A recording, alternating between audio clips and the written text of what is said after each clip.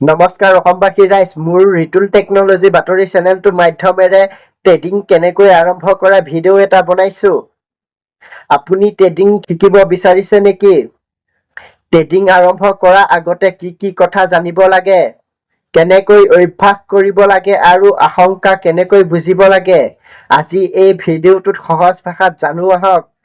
Trading হৈছে বজাৰত কোনো বিত্তীয় সম্পত্তি কিনা বেচাৰ জৰিয়তে মূল্যৰ পৰিৱৰ্তনৰ পৰা লাভৰ চেষ্টা কৰা।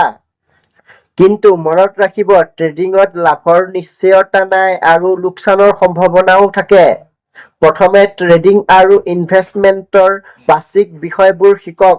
তাৰ পিছত stock market, crash, order types আৰু ৰিস্ক মেনেজমেণ্টৰ বিষয়ে বুজি লওক। বাস্তৱ টকা ব্যৱহাৰ কৰাৰ আগতে পাপেৰ ট্ৰেডিং বা ডেমো প্ৰেক্টিচ কৰাটো সহায়ক হ'ব পাৰে।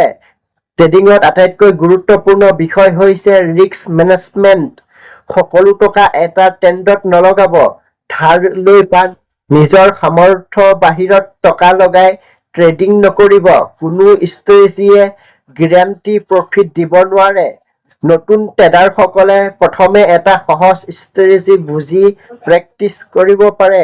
নিজৰ ট্ৰেডৰ ৰেকৰ্ড ৰাখক আৰু কিয় বাই বা চেল কৰিলে সেইটো লিখি ৰাখক। ছচিয়েল মিডিয়াত নিশ্চিত লাভ বা 100% প্ৰফিট বুলি কোৱা কথাটো সহজে বিশ্বাস নকৰিব।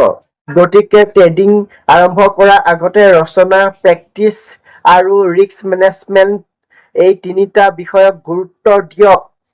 ট্ৰেডিং কোনো সহজে ধনী হোৱা উপায় নহয়। প্ৰথমে শিকক, তাৰ পিছত নিজৰ ৰিস্ক বুলি সিদ্ধান্ত লওক। মোৰ ভিডিঅ'টো ভাল লাগিলে লাইক আৰু ছাবস্ক্ৰাইব কৰিব দেই।